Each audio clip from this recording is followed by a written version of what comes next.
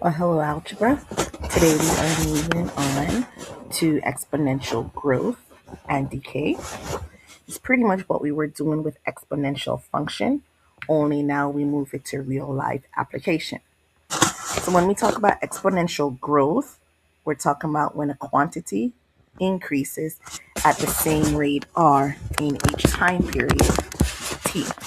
Exponential growth on a graph is going to look something like this, right? So it starts somewhere and then it increases and it goes up. Remember, exponential function is a curve. Hold on, let me make this a lot more curvier. All right, so that's exponential growth. When we look at exponential growth, our function is still similar. Y equals a b to the x.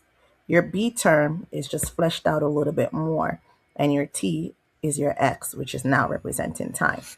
So when we look, our y is our final amount or total. A is your original amount. Remember your initial amount. It is your y-intercept where you start. R is the rate of growth as a decimal.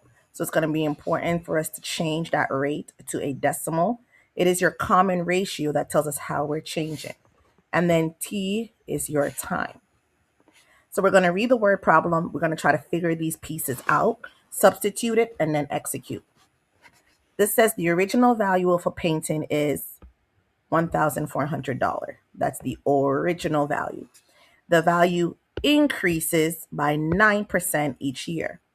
Let's write an exponential growth function to model this situation, and then we're going to find the value in 25 years. So let's see. What would be the original amount? Well, they told us the original value is here, it's 1400. The value increases, which tells me it's going to be a growth function. I'll be using this formula. It increases by 9% each year. 9%, we have to change that as a decimal. So 9% as a decimal is 0.09. Actually, let me put it here. 9% as a decimal is 0.09. We must do that transfer. Now let's put it in the formula. So before you solve it, I want you to write this down. Write down your pieces so that you're not confused and you know exactly what you're doing. So y is equal to the initial amount, which is 1400, the original value, 1 plus the rate. The rate we said is 9% as a decimal, so 0.09. And then the time is going to be 25 years because they want to know what it is after 25 years. A lot of this is going to be calculator work. We can put that in. So y equals 1,400, 1.09 to the 25th power. Now, let's look. When you put 1.09 to the 25th power, you're going to get a crazy number. But point is, don't do 1,400 times 1.09 first. PEMDAS, parentheses, exponent. I have to account for the exponent first before I multiply. So it's going to give you like y equals 1,400 times a ridiculous number, right? You don't have to write this number down. Ridiculous number. Don't write it down. You just have to hold it. Don't write it down. You hold it in your calculator and then you multiply it by the 1,400.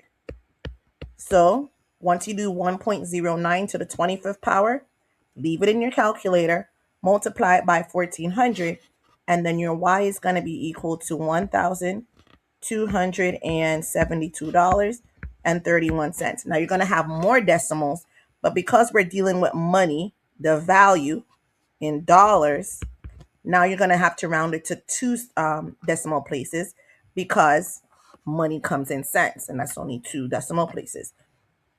So we are done. And The original value was 1400, but in 25 years, it is now going to be worth $12,072. You want to buy things in life that's going to appreciate in value or go up. Exponential growth.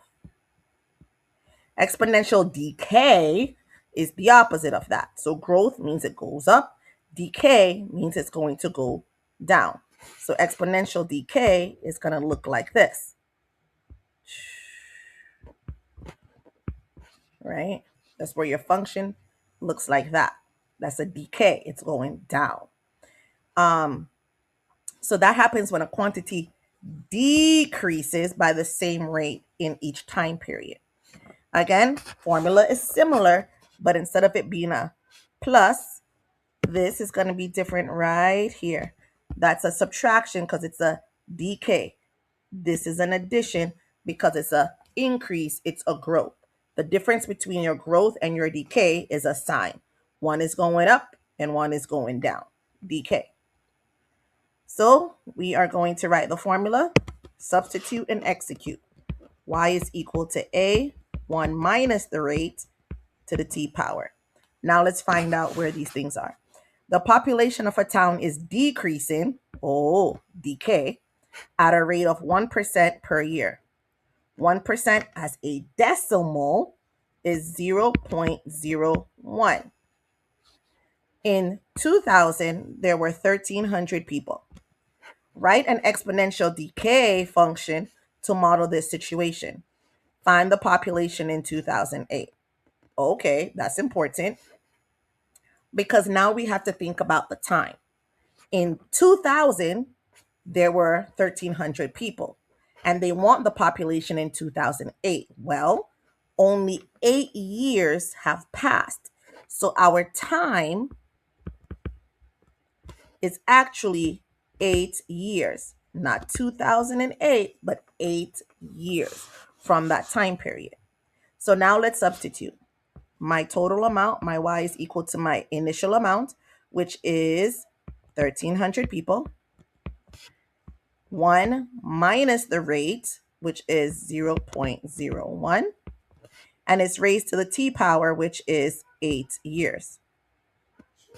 So as we are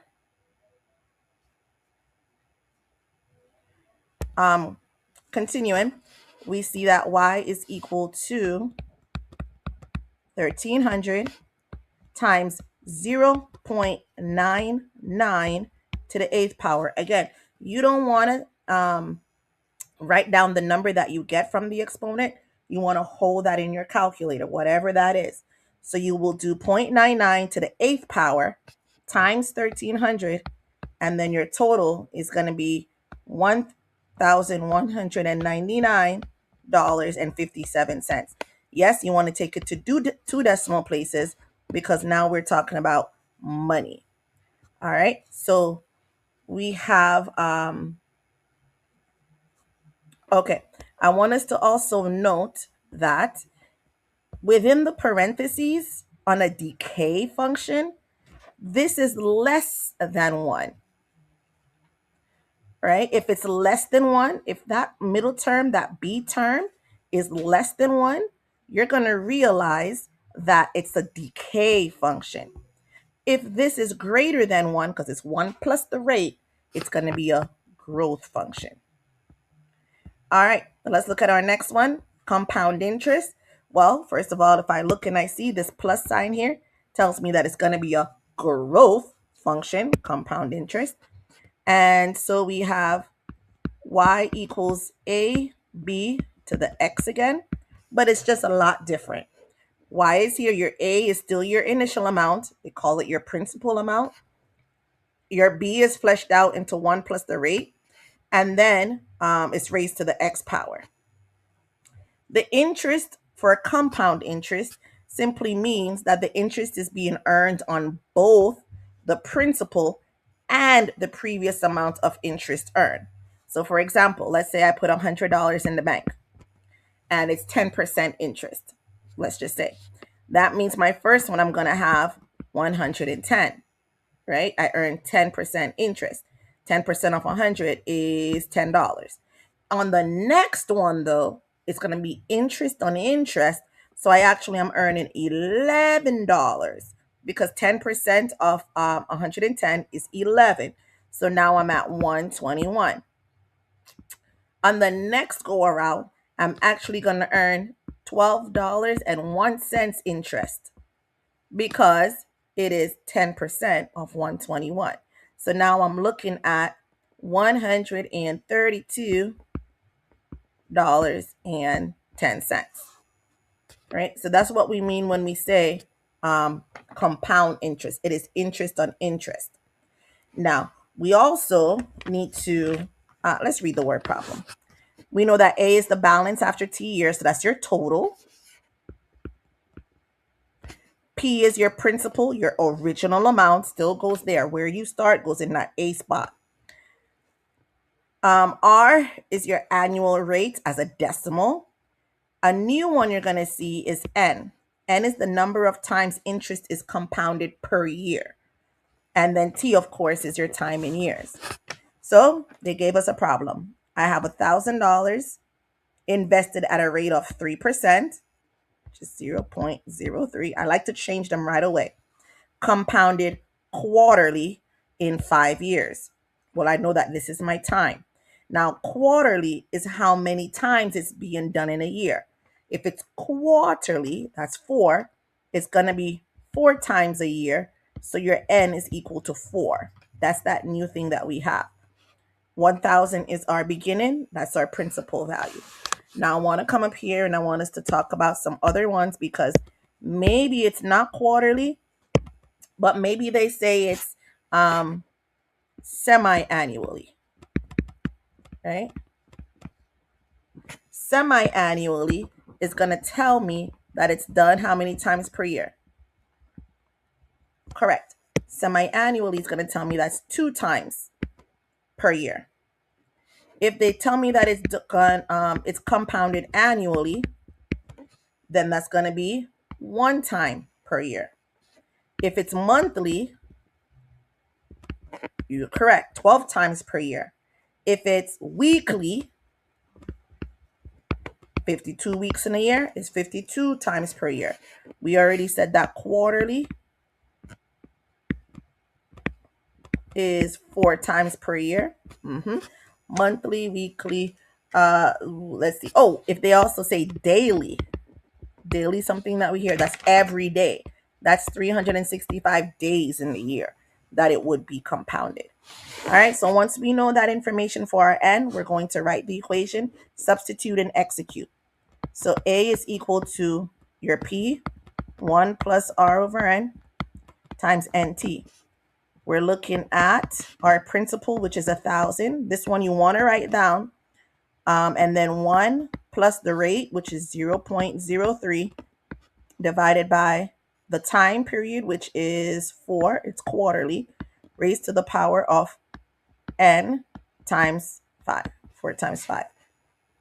Again, you want to write all of this down. I need to see this as work because you need to know what you're putting in the calculator. So 1,000 times 1 plus 0.03 divided by 4. You don't have to write this down, but I kind of want to write it down for you. 0.0075. And it's raised to the 20th power. That's a little bit easier to put on in. All right, so you are, again, it's not 1,000 times that first, but within the parentheses, PEMDAS, 1 plus 0.075.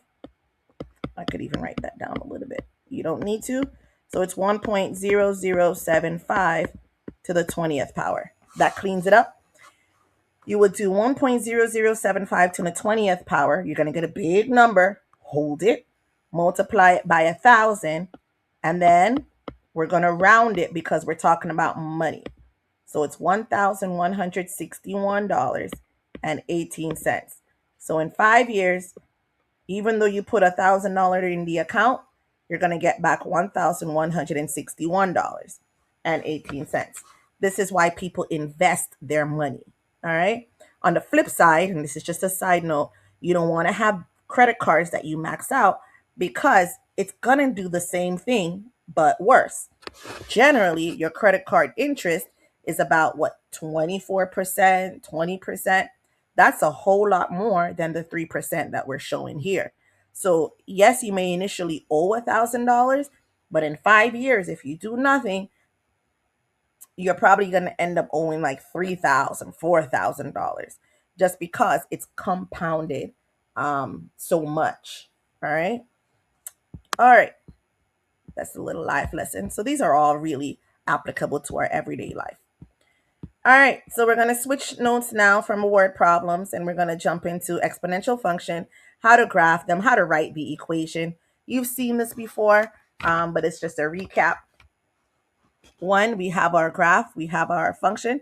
I know, first of all, this is a growth because it's going up.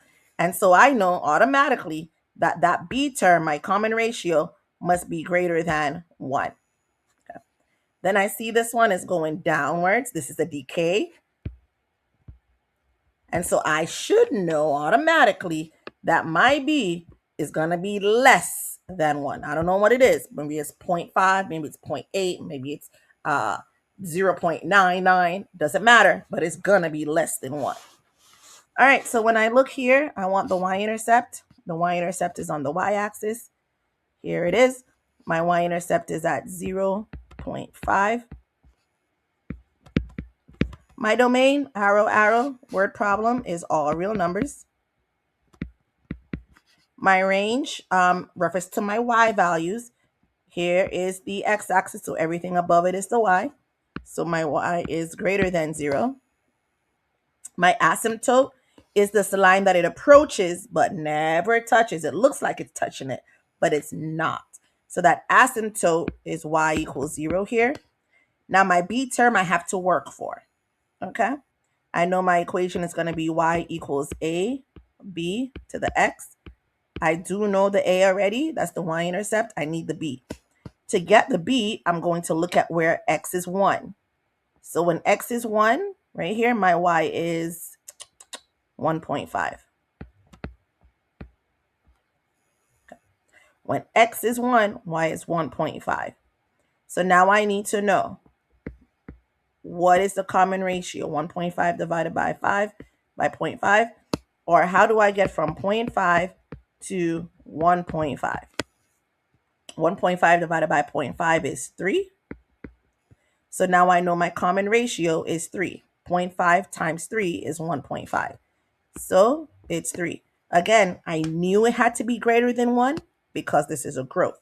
So my equation is y equals 0.5 times that b, which is 3 to the x.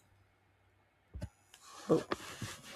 Go ahead and pause for a second and try to answer the questions from number 2. All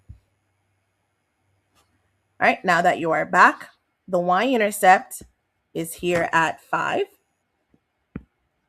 The domain, again, all real numbers. The range in this case is the same because it's everything above the y. It's not always that, but in this case it is. So y is greater than 0. My asymptote is that number it approaches, but it never touches. That's y equals 0. It's not always y equals 0, but it happens to be such. My b, I have to look for.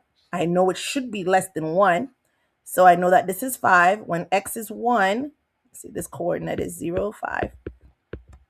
When x is 1, boom, my coordinate is 1 and 2.5. So then I need to know what is that b? How am I going to get from 5 to 2.5? Many of you would say, oh, I just divide by 2. That's fine. But remember, we talk about multiplication when we say common ratio. So to get from 5 to 2.5, you would multiply by a half, or you could actually figure it out. So 2.5 divided by 5, 2.5 divided by 5, and then you will get 1/2. Or you could get 0.5. Either one is fine. So your b is 1/2. Your equation then is y equals a b to the x. And that's how we write the equation of an exponential function from a graph. All right, let's come on down. Last part is transforming those exponential functions. It looks just like the other function we've done. It looks just like the linear. It looks just like the absolute value. They all do work the same. So if you remember, linear function, y equals mx plus b, right? F of x equals 3x plus 2. That's linear. Highest degree is 1. So nothing happened from the 3, but then the x to the x plus 2. And then we see the 2 out here, which is your b. You know what? Let me color code this. So the x part right here, we see how that has changed. And the y-intercept, we see how that has changed. And nothing changed before it. So then we are looking from x to, not what we see, it's the opposite. So from 0 to -2, you are experiencing a translation left 2. And from 2 to 1, we're experiencing a translation down 1. All right, coming on over again. Let's look at them. We are looking at, let me get it a different color. In front, I see a 2 and a 3, so those are changing.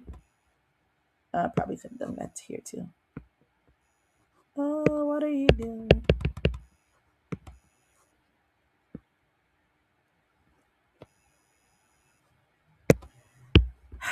All right, let's look on over within the parentheses.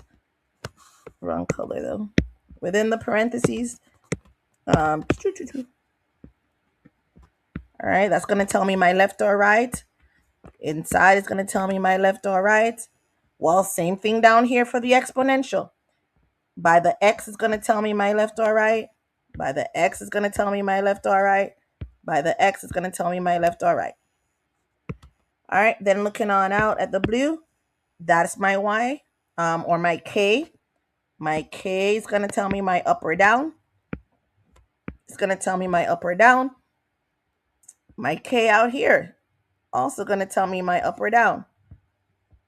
There's nothing here. Okay. My k is going to tell me my up or down. All right, and maybe this is going to work now for us. Let's see. Our a term in the front, yay, it's going to tell me my vertical stretch, my vertical compression. That's what that affects. My reflection, if there is one or not. Okay, blah, blah, blah. Let's see. And here. Yay. All right. So then now let's look. We see we're going from 2 to 3, right? That's my A term, that one in the front. If that's changing, I know I'm going to have a vertical stretch or a vertical compression. The number went from 2 to 3 because it increased, it went up. Then we know we have a vertical stretch. Now let's look at the yellow portion within the thing. Remember, it's not what we see, it's the opposite. So I'm going from 0 to -2. If you need to do a little graph, you're going from 0 to -2, right? So that means there's a translation left 2.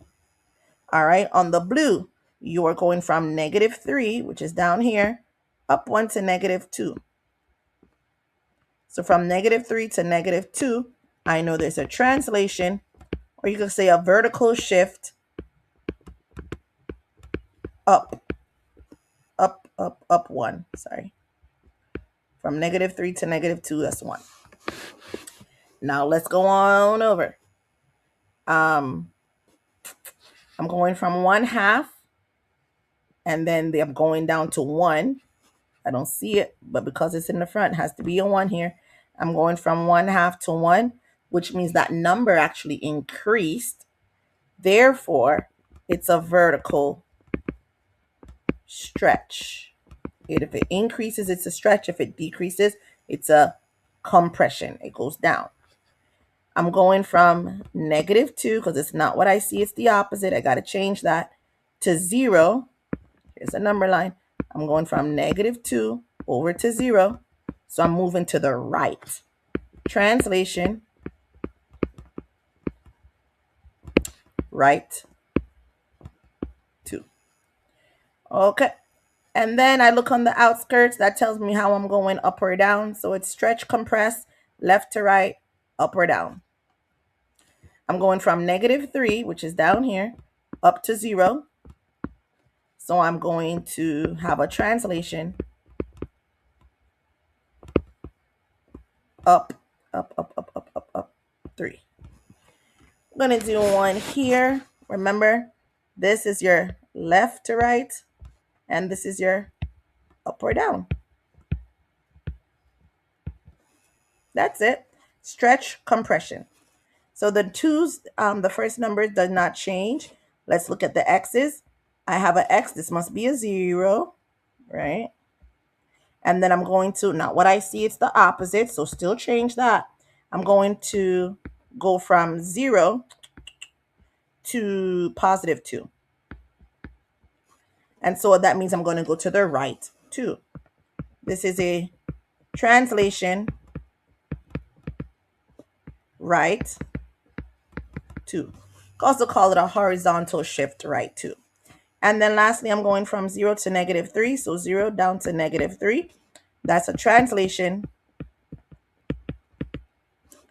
down 3. I want you to go ahead and pause. Try 2 and 3. All right, now that you are back, you've tried them. We have that stayed the same. That's the opposite here on -3. So you're going from -3 to 0. You should have a translation, right 3. You're going from -4 down below all the way up to +3. So that's 4 to get up. And then 3 more. So that should be a translation, up 3, up 7. Oopsie. And if you notice, I do a little graph to the side to help me out. You could do a little graph to the side to help you out. That way you're not getting confused with what's happening. This is a 0. It's not what I see. It's the opposite. So I'm actually going from left to right. 0 to -2. That means I'm going left 2. And then on the blue, I'm going from -2 to 0. So I'm starting down here at -2, going up to 0. I have a translation, up 2. All right, and that's that. Those exponential transformation works just the same as the other ones we have been doing. Remember to take your notes and to do the mathematics, because in order for you to learn the mathematics, you must actually do the mathematics.